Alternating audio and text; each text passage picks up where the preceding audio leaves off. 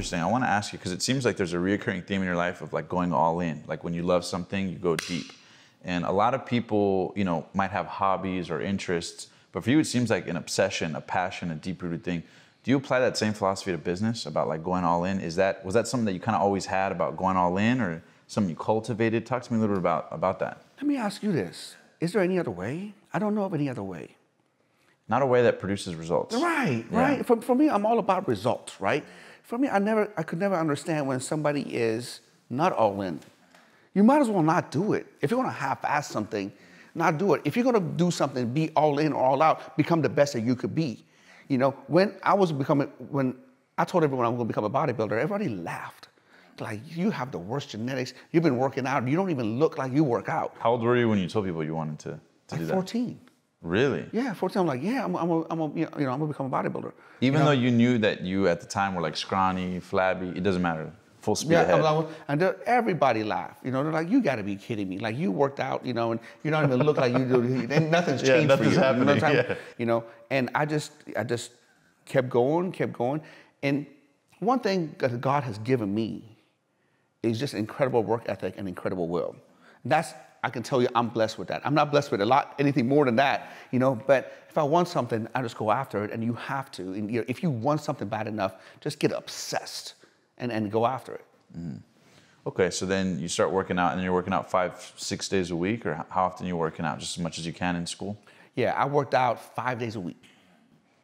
And then you're committed to training, and then you go all in on like trying to enter this physique competition. Yeah, I was committed to training. I was committed to eating. You know, I wanted to bulk up. So I remember like we will go, you know, work out, and we go, who has like the cheapest buffet in town at that day? Right. We go cheapest buffet in town. One time I got kicked out of an all-you-can-eat Chinese restaurant because I went for like the 7th plate. You know, the man comes out, you eat here no more. Yeah. You know what I mean? like I was kicked out, man. So taking advantage of the buffet, I love it.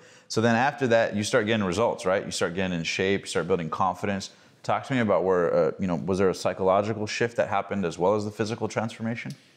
You know, the biggest thing when I came to America was the blow in the self-esteem, because of the kids always saying, oh my God, you're too small, Americans are bigger, or you don't know this, or you know all the things that kids will tell you that, right? And I'm like, wow, you know, so it was a big blow to my ego. Coming to America, I don't have a sport. I got cut from the team. People make fun of me. People make fun of my shoes. Right. You know, I wore Payless shoes. You know, matter of fact, if you look at these Nikes, you know, it's funny. Like, you know, I remember the first pair of Nikes that I wanted to buy. You know, there is a store in Sharon, Pennsylvania called Ryers. Ryers has like the biggest shoe store in that area.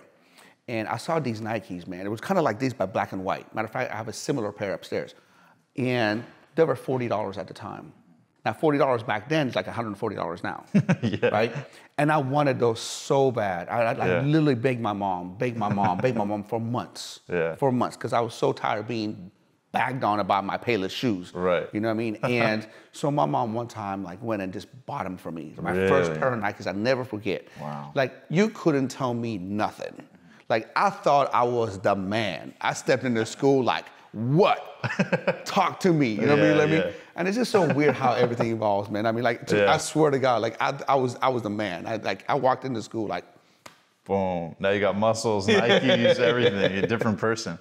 All right. Now I want to ask, for people listening, how important has fitness been? Because obviously since then you've never left it, right? It's been a lifelong passion, and you're helping others with that. Talk to me about what fitness teaches you about life. What's the metaphor there for people who maybe are watching this and maybe are starting to get in shape, or thinking about it, or considering it, or maybe falling off the discipline and trying to get back on? What have you noticed are some of the most important benefits that working out has created for you as it relates to life and business? Well, consistency. I mean, I think the problem with most people in life when they're trying to reach a goal is consistency. Look, I know for me to get to a goal in fitness, all I have to do is show up, work out, and I know what I need to do. I put a plan together. Here's what I'm going to do on Mondays, Tuesdays, Wednesdays, Thursdays, Fridays, Saturdays, Sunday, whatever it is, whether there's a rest day, but once I put a plan together, you got to stick to the plan. Here's what I'm going to eat. Once I put a plan together, I stick to the plan. Most people don't have a problem. They put the plan together, but then they wear off from it. They go based on how they feel. They go, oh my God, like, oh my God, I don't feel 100% today, so I'm just going to skip the gym today. I'm not 100% there. And if you go by how you feel, you never get anywhere. You just have to go by what you said you're going to do and the commitment that you made to yourself.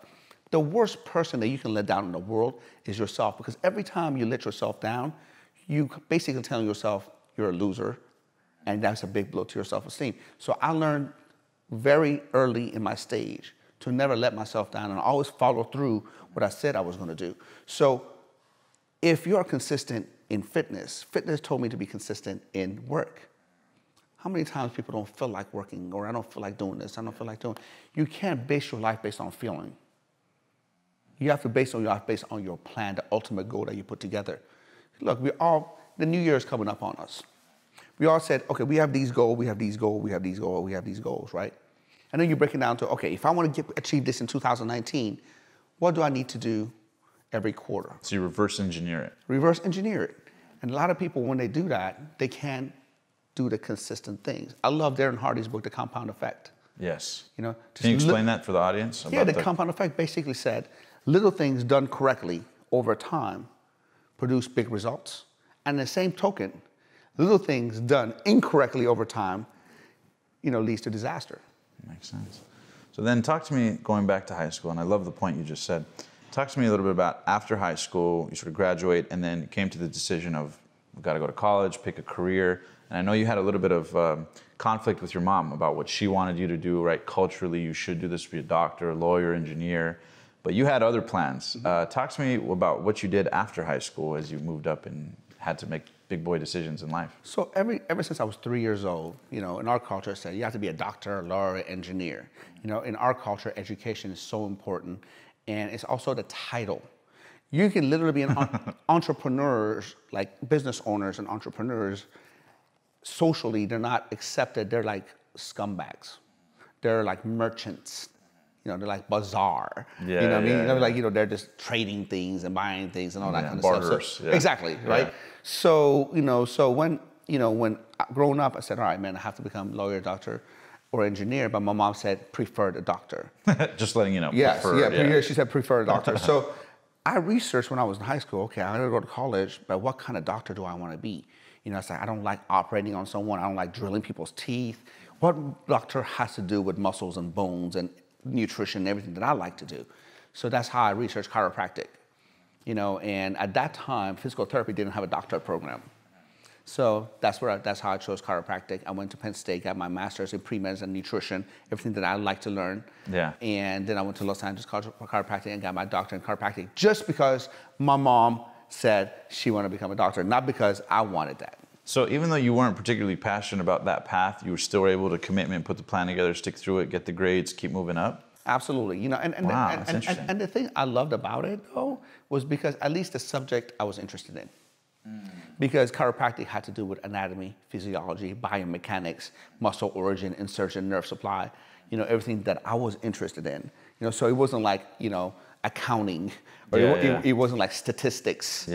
So it was at least some of the things that I was interested in. What would your advice be to somebody listening to this who's maybe in high school or maybe in college or trying to figure out their career path and not knowing where to go? They got pressure from mom and dad. Obviously, it's a different day and age today where there's so much access to resources, knowledge, mentorship, coaching.